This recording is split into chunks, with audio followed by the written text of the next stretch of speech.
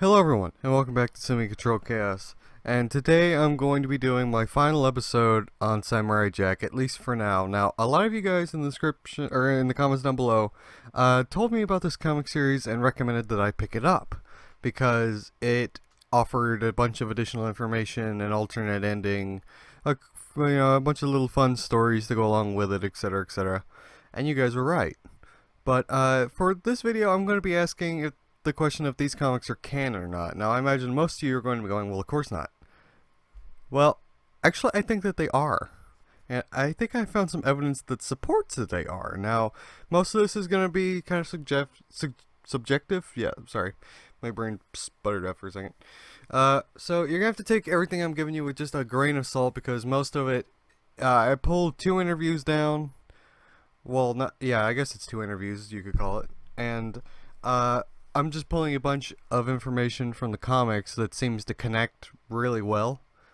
Just coincidentally to me, so I couldn't help but put 2 and 2 together, and I thought it'd be interesting to convey that to you guys and see what you think. Now, before I get into this, I'm going to make a few quick announcements because these videos seem to be the only videos where all of you guys really like watch or come to the channel or whatever. So I've made a couple of announcements before. I don't think they really got through, so I'm just gonna make them here. So what I'm needing on this channel is a bit more feedback. I've been putting out videos, like I've been putting out my game collection videos. I have a gameplay series right now on Until Dawn. I've been playing through that. And I thought it'd be more fun if like multiple people jumped in and we like made group decisions on like the big choices in the game. I can't remember what episode I'm on. I don't think I'm even halfway through the game. So if you guys want to hop over next time I'm doing a live stream and we could all like do a group effort and kind of, I don't know, I thought it'd be fun to do that. Like hop in and have a bunch of people like debating over what decisions to make. And one last thing. This video is completely from you guys or by you guys, whatever. I didn't know these comics existed. I didn't know them until you guys started talking to me about it in the comments down below. So if there's any other Samurai Jack material that you would like me to talk about, I was going to play the game because I thought it might be fun. I figured you guys might get a kick out of it. And I've heard it's not too terrible of a game. Yeah, it was made by, I can't remember, but I know it was like not a movie-based game, but just a TV-based game, and I know that sometimes those can be really bad. But this one apparently is not, so if you guys just have any shows, movies, games, whatever, that you would like me to review, play, talk about, whatever, on the channel, just leave a comment down below, and I will do my best to get on that. I already have a few requests that I'm going to try to get to here shortly. But before I go dragging this video down with too much, let me get to the interviews. So, the first interview comes from a site called comingsoon.net. Get your mind out of the gutter, it's not what it means. It says CS interview Gary Tarakovsky on Samurai Jack's final adventure. Now, if you scroll down here, past this image that we never saw in season 5, that never happened, so friggin' clickbait, whatever. I'm going to be focusing on these 3 questions. Right there. So the first one says, I know you've had the ending in mind for years and years, but did you always plan the 50-year time jump? Gendy answers this saying, no actually, that came in when we started doing it. We realized that it felt wrong to have it be episode 53, just carrying on from that baby episode. We wanted time passage, so as we discussed it, the natural thing became the jump. Because it was time travel, maybe there was some fault in it that we're just discovering now. I'm not quite sure what that last sentence means, but I'm more interested in the very first sentence of that. So if we scroll down a little bit here, the next question is, it also leaves some unexplored territory. I know you mentioned that the Samurai Jack comics are not canon, but having that 50-year time stretch feels like the perfect place for Legends Jack to thrive. Gendy answers this saying, that was another reason for it. You always want to build in a back door for yourself just in case, or have some kind of parachute. For whatever reason, even though I'm not planning to, as somebody wanted to make, or somebody for some reason wanted to make more, I've got that 50 years where I can jump in and do something.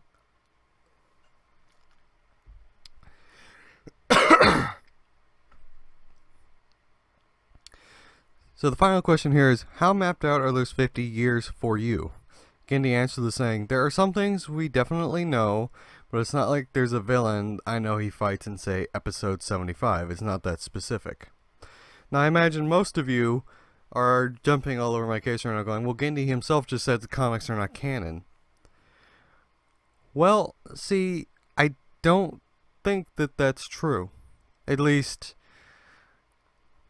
not by regular standards, because I have another interview here that kind of offers a little more detail into that. Now, if you go here to the Samurai Jack Comics Wikipedia page, yes, as I said at the beginning, these can be edited by anybody, whatever. But if this information is true, this last paragraph right here, I think I didn't highlight all of it. You get the point right there. This paragraph right here. Let's see, I'm going to hop down to the second sentence. Jim Zub went on to state that working on Jack has been a project that felt just as creative and expansive as any creator-owned work I've done. Almost every single idea we pitched was enthusiastically approved by IDW and Cartoon Network. We told the stories we wanted to tell the way we wanted to tell them. From everything I've seen and people I've met, the fans thoroughly enjoyed them too. That's a rare and wonderful thing, and I won't take it for granted. Zub wanted fans to feel that with the comics there is a sense of closure to the series. In the third season of Samurai Jack, there's an episode called Jack and the Traveling Creatures, where, after trials and tribulations aplenty, we catch a glimpse of a possible future for our wandering hero. We see Jack as an older warrior king, a veteran of an untold number of conflicts. Zub stated that the team is embracing that awesome vision of Jack in a very heartfelt, done-in-one story called Mako the Scribe. Now, this last sentence says, Tarkovsky does not consider the comics part of the Samurai Jack series. Now, this is where, sorry I coughed, but this is where I kind of have to get into semantics a little bit. As far as I can tell, Samurai Jack, the copyrights, the patents, whatever, they are all owned by Cartoon Network and I guess Time Warner, because I think Time Warner owns Cartoon Network itself, not Gandhi. So, as far as I can tell, at the end of the day, it's not Gandhi who has say in what is canon and what is not. It's Cartoon Network. And we can see here that he says almost every single idea we pitched was enthusiastically approved by his comic publisher and Cartoon Network itself, because these comics are officially licensed Cartoon Network comics. So that's why I think that these comics may indeed be canon, and that was part of the reason for that 50-year time jump, because as you can see here, the comics were published from October 2013 to May of 2015, way before season 5 even went into production. So, and you can see here, he said there wanted to be a sense of closure. In these comics, they basically give you an ending to the show, because it had been, 10 years, I think? 9-10 years?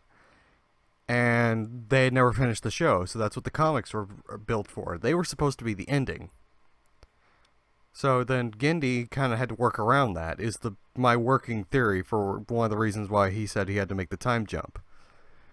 If you go back, this is the reason why I focus on this first sentence. He says, no, actually, that came in when we started doing it. So, that was my take on it.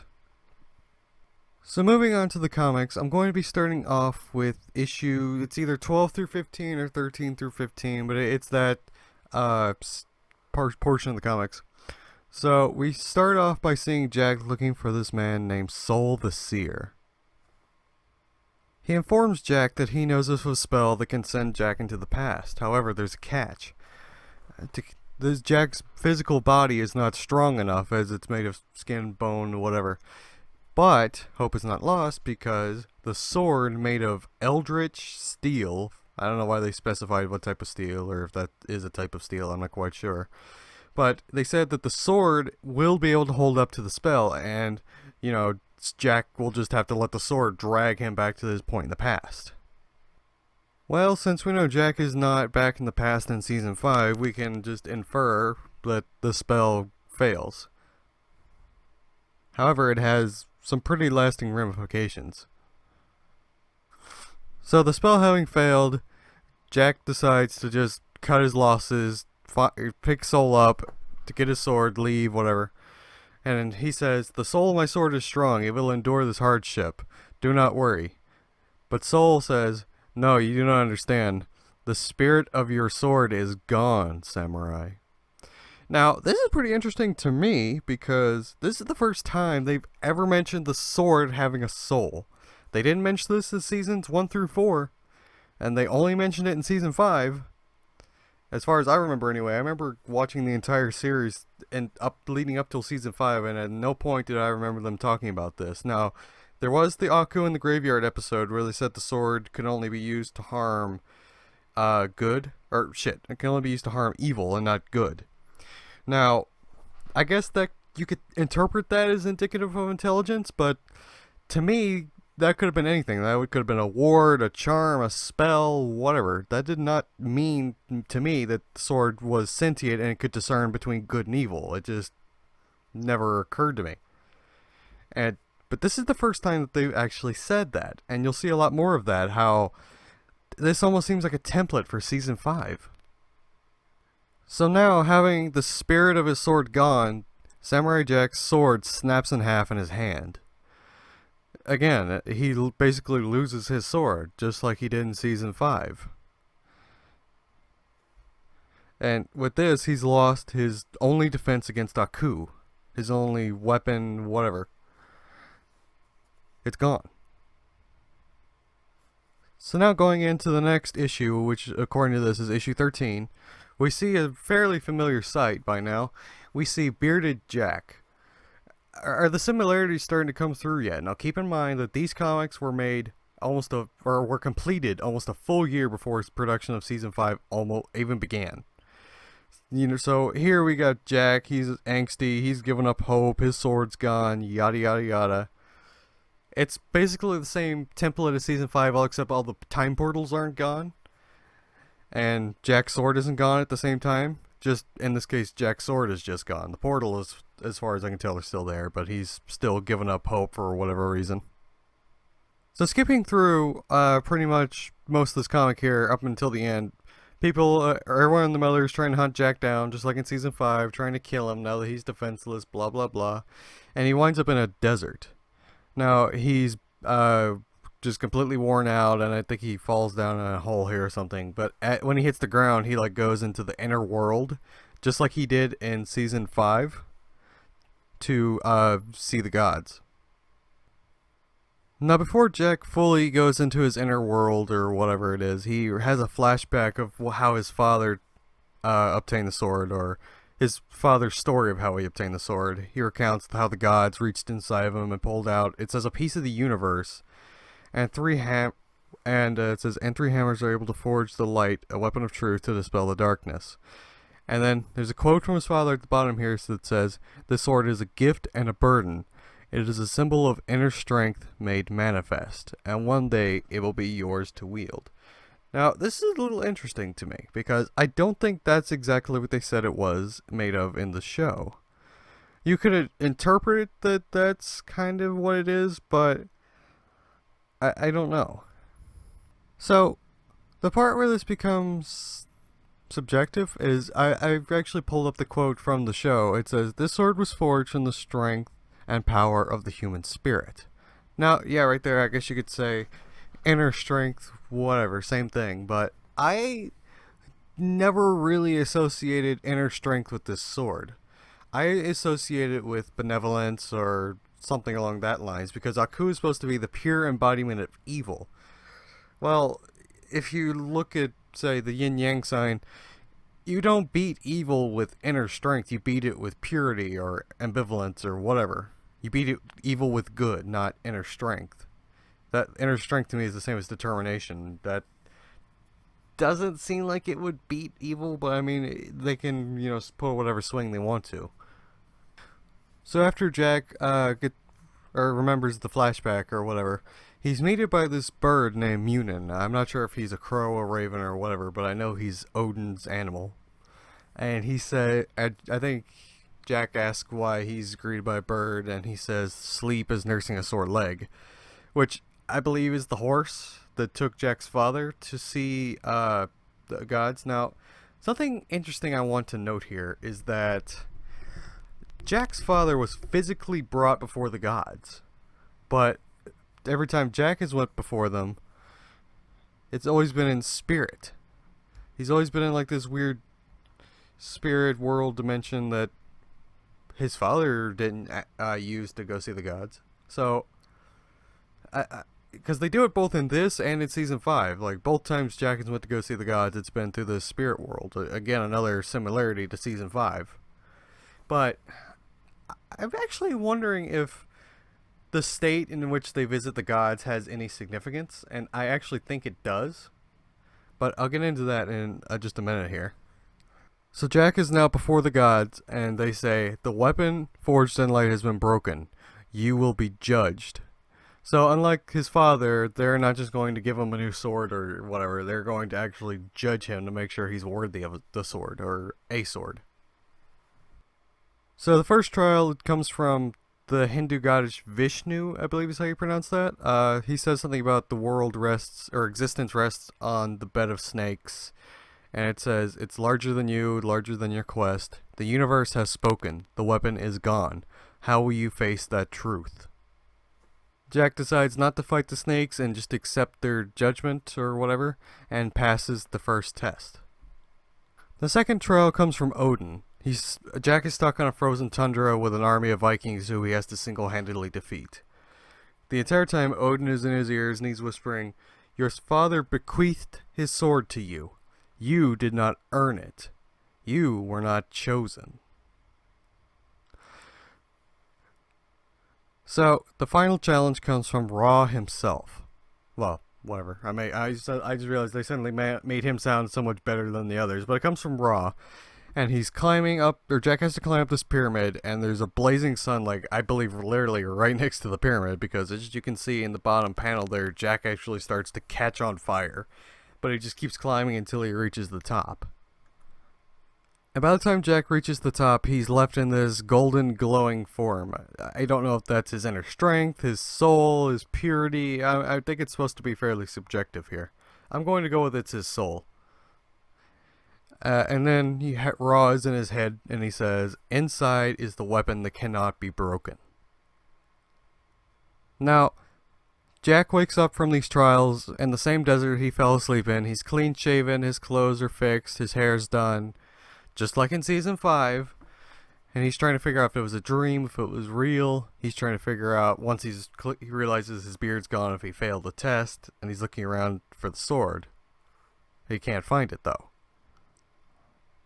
And it's at this point where Aku finally manages to catch up to Jack for what he believes will be the final confrontation now that Jack is defenseless and without his sword.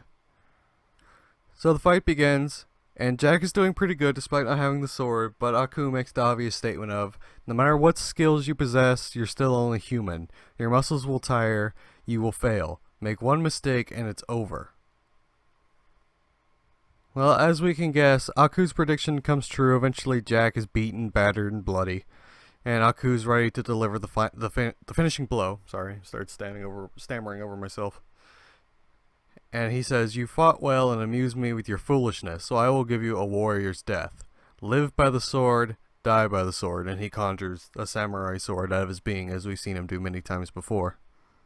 Just as Aku is about to deliver the finishing blow, we see the same golden silhouette as Jack, or when Jack was climbing on top of the pyramid, shoot out of his chest holding the sword.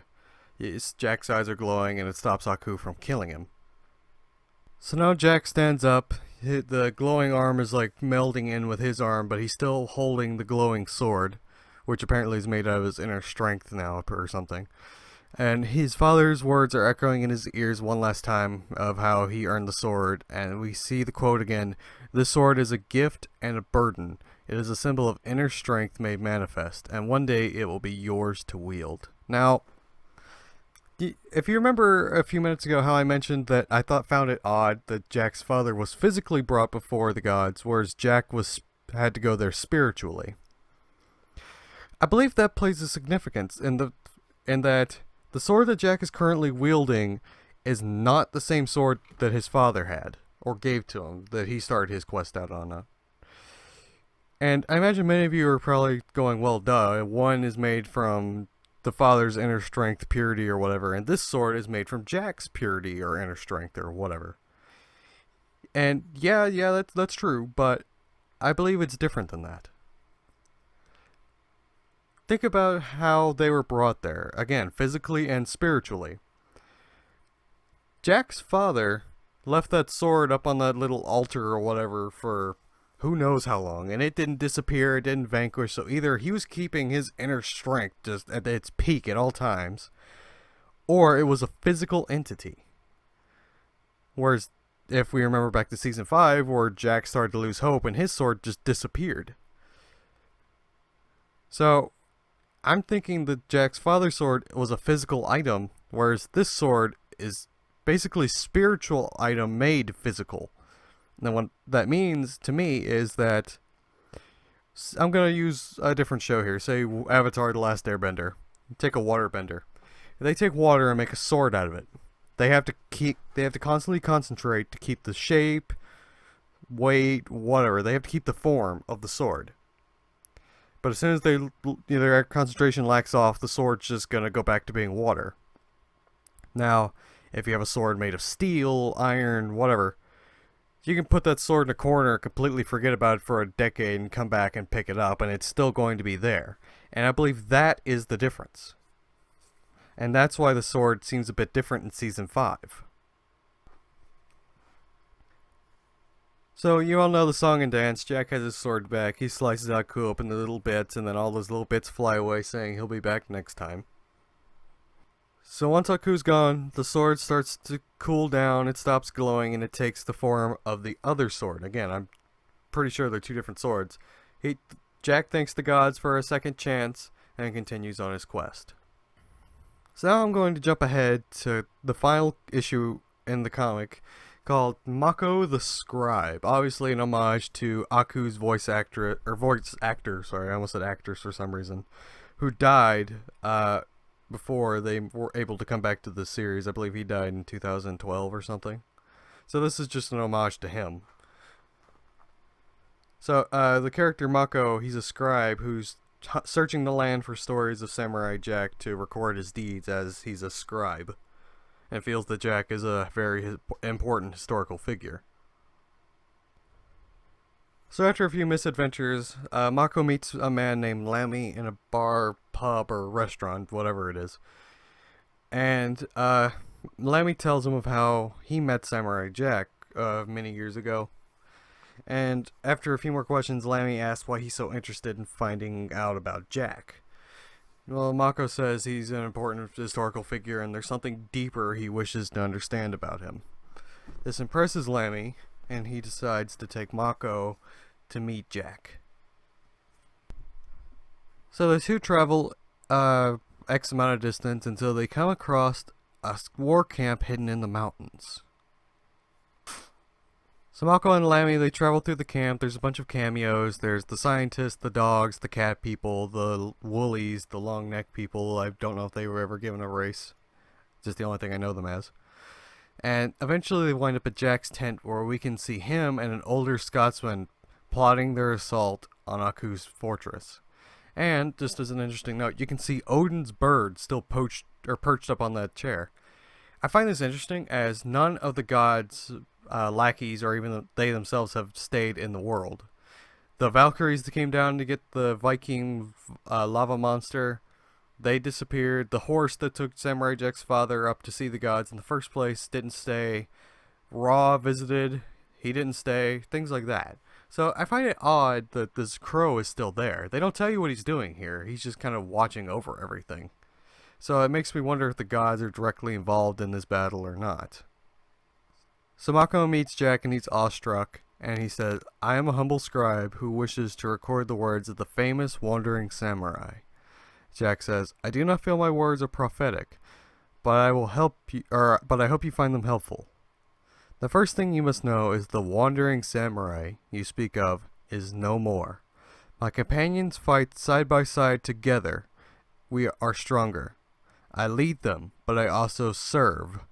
Our purpose is united. Jack continues saying, when I began my quest many years ago, I thought that if I could return to the past, it would make everything right. I was wrong. The past is an ideal we can never recapture. We must always look ahead, learning from what has been, but not letting ourselves be controlled by it. Sorry, I almost forgot that last little part there. Just an interesting side note, on that bottom little panel there, does that guy look like Spock there? His head is in between the two little torches? Besides the pointy ears, I swear it looks just like Spock to me. So Jack continues by saying, this site was not chosen at random, my friends. We have finally cracked the code on Aku's teleporting fortress. The Foul Citadel has appeared north of here, right on schedule. With your help tonight, we intend to raze it to the ground. Now, right there, it's another interesting little world-building tidbit. In the first theory video I made on Samurai Jack, it was called The Future Role of the Scotsman in Samurai Jack Season 5. I pointed out that I found it weird that Aku's citadel or tower or whatever was just in the middle of nowhere, like it was at the very beginning of the show. Because as I remember it, it was in the middle of a city. Like the city was built around Aku's tower, and all of a sudden it's just in the middle of nowhere. I could be wrong, but I believe that this is pretty interesting as far as that goes. If what I said was true, and I just found it weird. Or maybe it was always there in the middle of nowhere, but if it is true, this is another little important little key building thing, because we didn't know Aku's fortress teleported. They had no point said that in the show. They didn't even say that in Season 5, so this can explain why it might appear in different places at different times. And there's so many of those little things throughout these comics, just little tidbits and world-building ideas here and there. So finally, Jack finishes his speech by saying, for longer than we can remember, Aku has controlled our destiny, oppressing our families, hurting our friends, warping our lives. Tonight, I believe we can end it. Join me. Join me and fight for the future. And the final page of this final comic has Jack and his army riding off under a blood moon to face Aku. It's pretty interesting imagery here. Now, to me, first off, I need to reiterate, this was supposed to be the ending of Samurai Jack. This was the official ending for about a year until Season 5 started production. And, outside of my personal thoughts that this comic may have finally lit the fire under Gendy's ass to finish the series, I think this is a little interesting in and of itself because I see 2 or 3 possible outcomes for how this one scene played out. Now, the first theory I have is that Jack and his army obviously fail because Aku is still alive in Season 5. But it's the manner in which it happens I think is interesting, at least as far as Jack's character development, because I'm trying to figure out if they make this canon how you go from King Jack, who's no longer a wandering samurai, to going back to being a wandering samurai. Well, think about it. At the end of Season 5, when Jack's friends come to save him again, what's the first thing Aku does? He slams his hand down on top of him, he lifts it up, and there's all the little Akus, who he turned the Woolies and the people with the long neck into little versions of himself. He corrupted them. Who's to say he didn't do the same thing here to, if not all, then at least most of Jack's army? With a couple of exceptions being some of the Woolies, some of the people with the long necks, the Scotsmen, etc., etc. I believe that this would just put a really big stone on Jack's conscience. He would always remember that he led this army in the battle and they died. And they failed to kill Aku. So he would go back to basics as he always does. And he's doing the wandering samurai bit again, trying to go back to the past. So the second theory would be that they just believe that they kill Aku. Because if you remember back to the episode Jack and the Traveling Creatures or whatever, the Guardians episode, where he looks in the portal and he sees the vision of Jack. Jack is standing on top of something looking very triumphant. So we can infer that they at least think they killed Aku. So X amount of time passes, Jack, eventually goes back to the junkyard, scrapyard, whatever, of the Guardians. He beats the Guardian, and just before he's about to use the portal, who would show up but Aku, revealing he's not dead, and destroys the portal. And I would imagine the Guardian probably tried to jump in the way of Aku's eye beams or whatever to stop the portal from being destroyed and got vaporized along with the portal. Or maybe, who knows, the Guardian may have jumped through the portal. There's so many different options that you could throw in there, but at the end of the day, the Guardian is not at his post and the portal is destroyed. So that's one of my theories. The third theory could also just be that they actually managed to kill Aku. I mean, you could throw in multiverse, alternate timelines. This could easily be any of those. Because canon does not exactly mean it has to be set in the one timeline. There can be any number of canons. I mean, just look at DC, Marvel, whatever. There's so many different canons for so many different universes. But going back to topic one, I have to briefly talk about something. Even when I was a kid, I kept wondering why Jack would go to all these places and he would help all these people and they would just never seem to rally behind him and make an army like they're doing here. This comic is giving me almost exactly what I wanted as a child. I wanted Jack to be king and lead this army against Aku, have all his friends that he's helped, saved, earn the respect of, whatever. And I just always knew that would be the way that Jack would beat Aku. He would have an army surrounding Aku, stopping Aku from leaving, and thus allowing Jack to trap Aku in a clinch point or whatever and kill him. Well, I actually think that this could provide another tidbit of world building.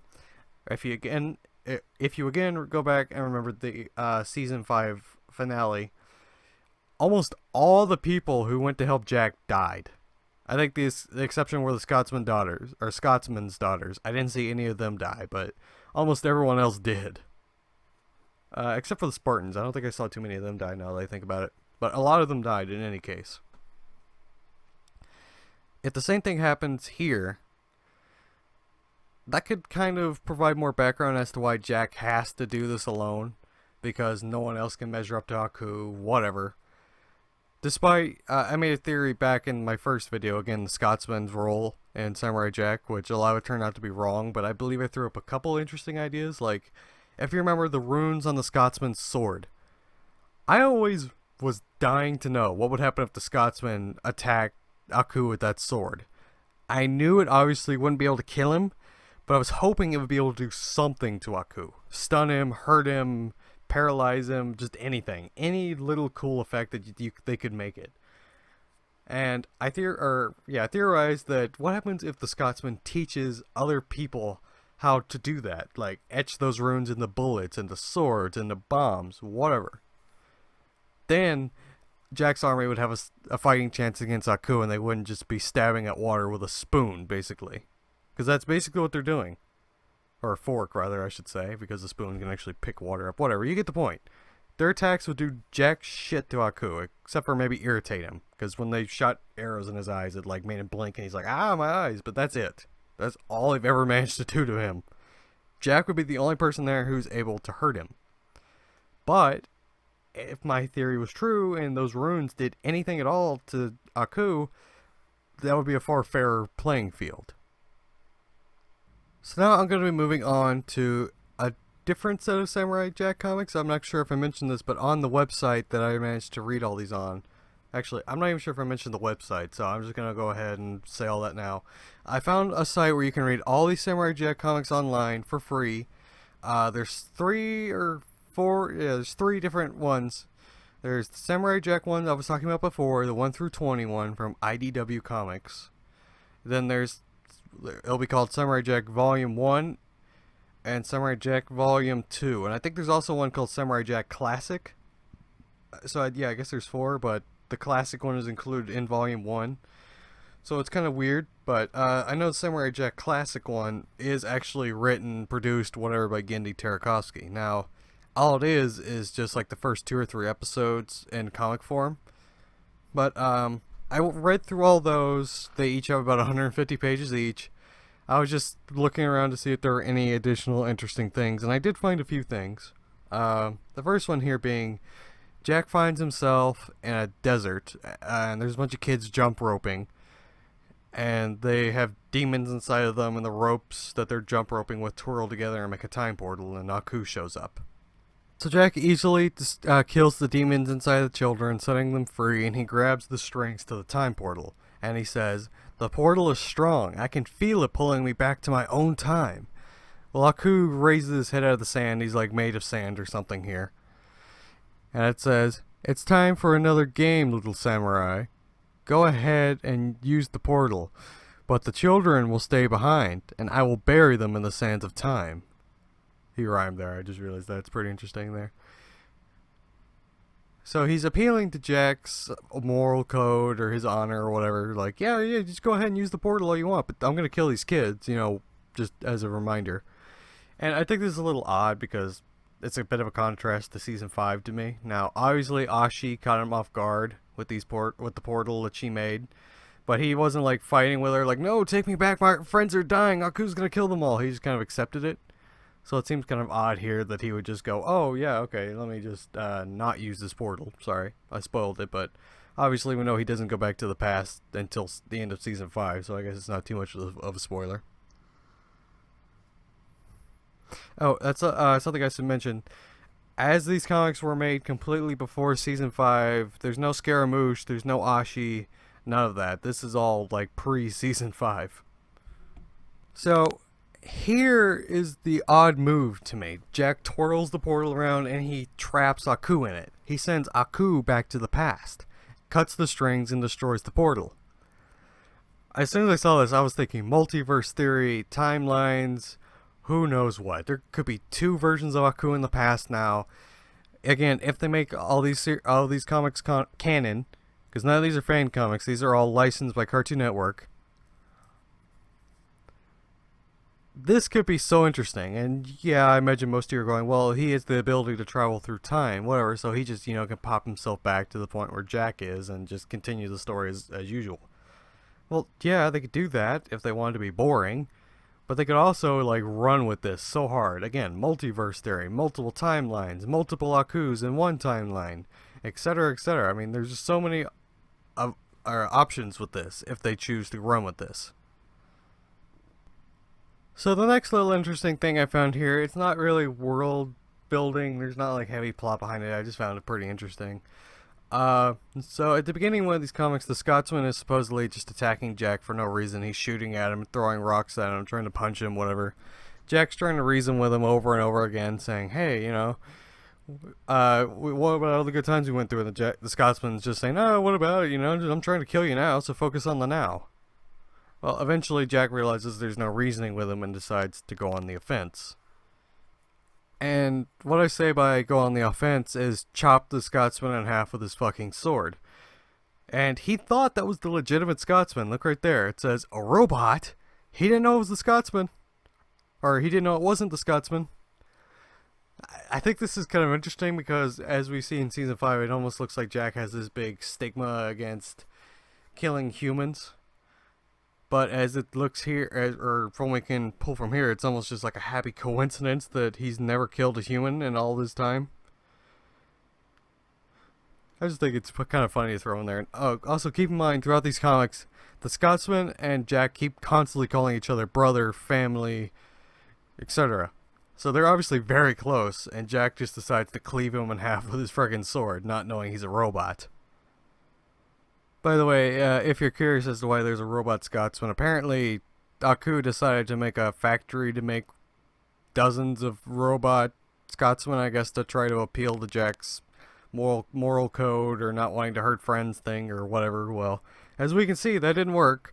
But Jack rescues the real Scotsman who was trapped in the factory, and they destroy all the robots in the factory and then go get a drink at a bar. Now, this last little thing to me is actually pretty interesting. Now, if you remember back to, again, that episode where Jack says the sword cannot be used to harm good, to me, when I was a child and as a young adult, whatever, that always translated to as you can't harm humans. Animals, demons, robots, monsters, aliens, whatever. It's all fair game, just not humans. That way they could keep it a kid's show and still have all that violence in there. Well, as we can see here, that sea creature, animal, demon, whatever, Jack's not able to kill it because it's innocent. Well, I'm gonna pull this back to season 5 one last time and talk about the goats. Now, if you know me, you've heard me talk about the season 5, you know that I think that goat scene is one of the biggest bullshit scenes in the entire series. Jack should not have been that upset about killing goats with his sword, because if he was able to kill them with the sword, they were not good. They were corrupted, they were evil before Aku even got there, who knows. But they were not good. They were not pure. They were, even if they were just goats. Jack should not have been that pissed off or upset about killing them. And yeah, you can go with the whole, oh, he killed them out of anger, blah, blah, blah. How many times has he done that in the show? So many times he's got pissed off and sliced something with the sword. Hell, the Scotsman, when they fought, that entire thing, Jack's hand was shaking because the Scotsman wouldn't shut the fuck up. That entire fight was him fighting in anger or whatever. So, just to me, this scene kind of puts another brick in that part of season 5 is bullshit tower. And it just keeps getting bigger. So anyway guys, this is going to be it for my theory/discussion video today on Samurai Jack. Now, I'm going to leave the comics where you can read them for yourselves down below, the interviews down below. I'm going to have a playlist of all my different theories on Samurai Jack and a couple other shows I've done. If you have any other Samurai Jack material, interviews, games, whatever that you would like me to talk about, review, just leave it down in the comments down below. I am going to pick up the Samurai Jack video game here shortly and try playing that, because I've heard there's a couple little interesting tidbits in there, and it's an overall not terrible game, so I figured you guys might get a kick out of it. So, just anything like that. If you have any shows you want me to review, talk about, any games you want me to play, I'm putting out a bunch of my game collection videos, so if you want to see any of those played, I'll definitely get on that.